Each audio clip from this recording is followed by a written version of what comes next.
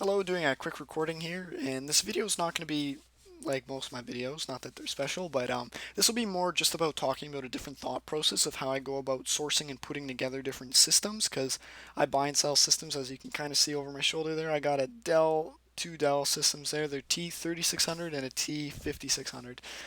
And yeah, what I'm going to be going over today is trying to just browse around on Aliexpress and look for, instead of me generally how I go about building budget systems is buying like a pre-built Dell workstation, an HP workstation. The models would be like a Z420 for HP or a Dell T3600, Dell T3610.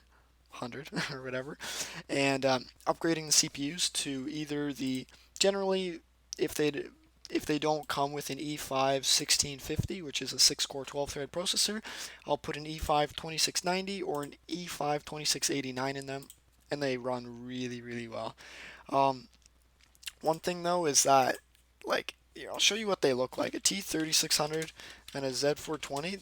This is what they look like. They're just normal big black boxes, and because like the reason I buy these is because they come with, like, generally when I buy them, they come like this. They have a Quadro card, they got maybe a drive, but the main reason why I buy these workstations is because they come with a motherboard that supports a 2011 socket, and it's a good motherboard, which means it can support these 8-core 16-thread CPUs, and you're not going to worry about your VRMs dying on you or just parts of the motherboard. They come with a CPU cooler, which can handle, yeah, it can handle an 8-core 16-thread CPU. Okay, mind you, the system's loud, or it sounds like noisy. But the main reason is it comes with a 635 watt power supply. This one does here, the T3600. So it has two 6-pin connectors on it. I use an adapter, two 6 to 8 pins, so that's 150 watt. So I can of PCIe power, plus you've got your PCIe lane power. So it lets me put GTX 1070s, RX 580s, and RX 570s, and GTX 1060s in these systems. No problem. Don't need to worry about getting a different power supply. So the main reason is comes with CPU cooler, comes with the proper motherboard that I can upgrade. Motherboard supports registered memory, and then the power supply is all ready to go to put a graphics card in. But the thing is, these aren't the prettiest cases in the world. Like, they're actually pretty nice, but if you want something pretty, it's like you can just look at ATX gaming case. We're on ATX gaming case RGB. Let's just search something a little more pretty. Exactly. Like, you're not going to get something like this, which looks nice, and honestly, they're not that expensive, give or take. Like, the case plus RGB fans is generally about 100 Canadian, so whatever that works out to US. So about 75 Canadian or something. But in the US, you have different options. I'm in Canada, so basically the goal is to put together a computer that looks good and like offers good performance. So now, like, these are like three CPUs that I've been looking at for the LGA 2011 socket, but now the biggest thing is getting a motherboard that works well with it. So we can just search LGA 2011, and what should we get here? Motherboards, yeah. So they have these options here, which are like these Plex HD um, motherboards. The thing is, if we'll do pricing now. So pricing in USD for parts. I guess we have this up here. But yeah, this video is not like, I'm not editing anything, so it's just gonna be a really, not sloppy, but it's gonna be a real, like, you're gonna get everything that I talk about here. Um, and yeah, so we got Plex HD motherboard 2011. I guess it's a nicer one. Why is that right? CPU there. Mobo for motherboards. This one is basically 72 USD. So it's pretty much $100 Canadian. So that's a nice motherboard we can use. Yeah, I'm not going to go too in depth looking for the cheapest one. Obviously, I would try something like this or find something that's a little cheaper. Um, Obviously, you need to test them. I don't have experience with these Chinese motherboards. I'm going to do a little bit more research, and then I will order one or two of them to test out. Mostly because, like, they don't look bad. But the biggest thing to watch for is those VRMs when you're putting, or I don't know if that's the right term, VRMs, but just you have to just watch out. Like if you're putting in a E5 2690, these things like, okay, let's go to our, so E5 2690. Let's do a little bit of homework on these CPUs. All right. They say they're rated at 135 watts. I can tell you right now, they draw about 200 freaking watts. Like they are the most power freaking hungry CPU out there that I've used, and so they run freaking hot in these workstations. So the biggest thing is, okay, you need to make sure that if you're gonna put it in a motherboard like this, that the components can handle something that's gonna be drawing like 200 watts. Like obviously it says on in the, I guess just my testing program, it says it's only drawing like 115 or 118, but I can tell you like when I check from the wall how much power it's drawing compared to like a 6 core or 4 core, like yeah, it draws about 200 watts because a quad core draws about um, draws about like 100 watts or something, and you just do a little bit of quick math. 2 times as many cores, so you're looking at 8 cores, 16 threads, 200 watts is not a big deal, or 180 watts at the wall or whatever. That's not including like, well, that's graphics card on idle and everything else, but yeah, the biggest thing is we'd have to do a little bit of research to find the motherboard that will last long, because you don't want to sell something like, again, the whole reason for this video is that I'm looking for something to resell. I'm not looking for something for myself. Obviously I test everything before I sell it, but yeah. Anyway, so this is one motherboard option. Then we'll need to get a cooler, so I guess they call it what, a 6 heat pipe cooler. Yeah, and then we could just grab any of these probably. Yeah, I don't know, I haven't looked at reviews or whatever, but this looks like a 90 millimeter fan or whatever. Yeah, see, that's a lot of heat pipes. I can tell you already this is going to be better than the Dell heatsink, but let's see. Please leave us a message in order so we can send the general adapter by default. Okay, there you go. So CPU cooler is 20 bucks. It doesn't matter really. Well, it matters which one you get. But yeah, so it's going to cost $20 USD approximately. CPU cooler. I don't even need to put cooler there, but yeah, 20 bucks for the CPU cooler. These are things that we need to consider when buying.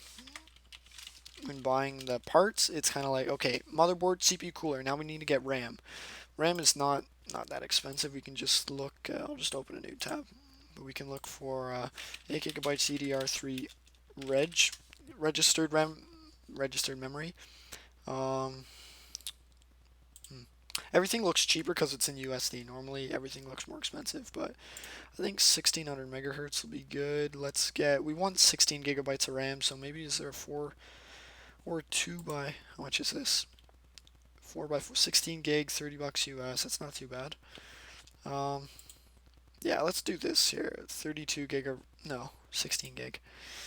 Yeah, the biggest thing is if with this platform, generally it supports quad channel memory. I don't know if these Chinese motherboards do, so you can always, I would recommend just get the 1600 megahertz speed. Okay, so 1600, we're looking at $32, well, about $30. $30 USD for 16 gigabytes DDR3R at the end for registered, 1600 megahertz memory. What else do we need? We need CPU, obviously. That's where the CPU is going to cost us about, I'd say about $70. Yeah, $60 to $70. Honestly, if you can, if your motherboard does support V2 CPUs, get the E5 2650 V2. It's gonna be so much better, and it uses so much less power, like, or a lot less power, not so much, but yeah, get the E5 2650 V2. So for CPU, we're looking at $60 to $70 USD, depending on which CPU you choose. But I would prefer the E5 26 thing V2. Or obviously there's the option of the E5 2689, which I'm not so happy with, but just because it's the V1 of the CPU and it uses a lot of power. So as long as, like, the thing with the, yeah, I kind of mentioned already, but the thing with the Chinese motherboards, you just got to make sure that it can handle the power. There's been a ton of reviews that people say it's good, so I might buy one, put one of them in, run IDA 64 for like a day or something and see how that goes. But yeah, anyways, now we just need to now it's about finding a power supply. So if we just go to Amazon, I'm in Canada, so I just look on Amazon here. But now we're gonna want like a 500 watt power supply, or yeah, you just have to do a little bit of research. Like, okay, this is Canadian, so it's about 50 bucks US to get an 80 plus bronze rated power supply. So they're not really cheap. So I'd say 40 to 50 USD. Yeah, 40 to 50 USD. So for a 500 watt 80 plus power supply, the biggest thing to watch for is generally you can get 500 watt to 650 watt for about the same price. That's just what I found. So, all right, what the heck is that? But anyways, that's power supply. Now we just look for a case, ATX case. Now we choose something like yeah, this here deep cool. This is a pretty nice case, honestly. This is all in Canadian, so it'd be about 75 USD, I believe, if I did the math correctly.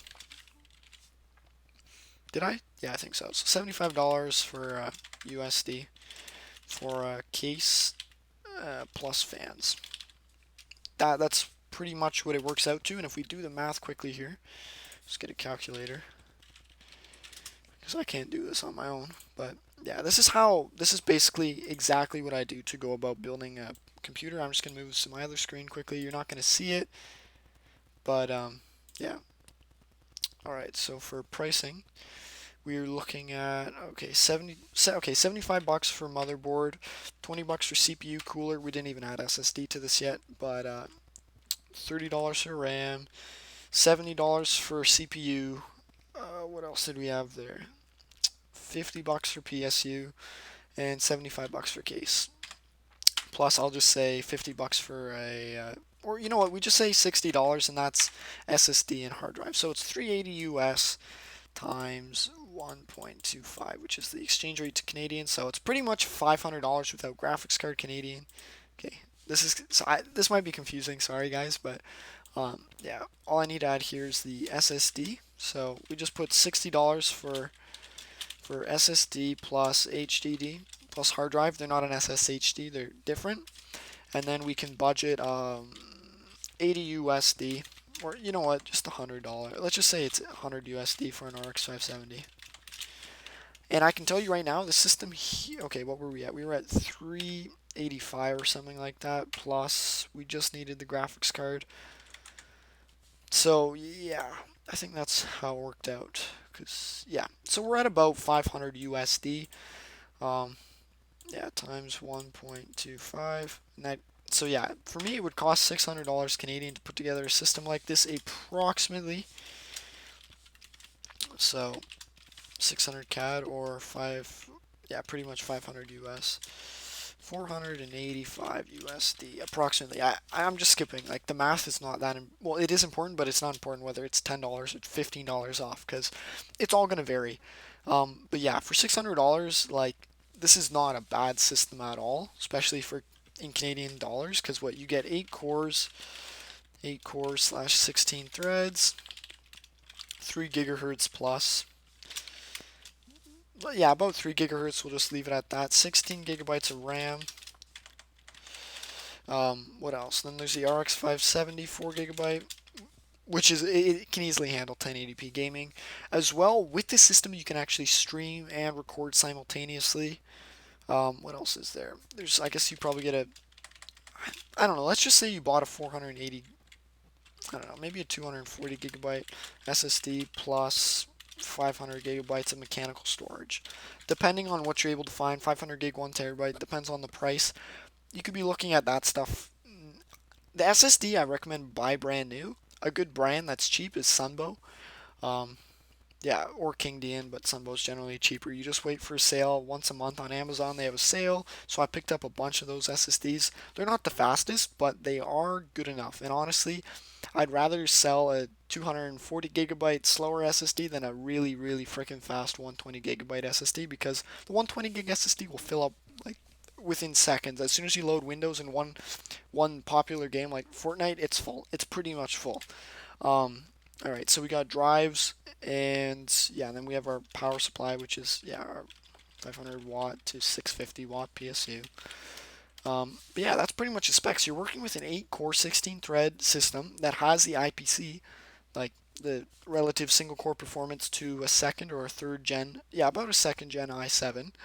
And yeah, the RX 570 is really good. You can pair a GTX 1060, you can pair a GTX 1070 with this system. Obviously, the price will increase, but yeah, like this video, it's not so much about being, I'm not going to be super concise here like other videos. Not that I've been super concise, but where I'm just like, okay, get straight to the point, buy these things, and this gives you a good system. This is more, okay, this is my thought process, because it's kind of like, okay, this is what it might cost me to buy each part separately, but if you can get a T3600 for $200 USD, motherboard, CPU, cooler, maybe there's a little bit of RAM in there, 16 gigs or 8 gigs of RAM, and a power supply. Like if you can get the power supply, case, motherboard, CPU, cooler, and maybe a little bit of RAM for 200 bucks, like that's not bad.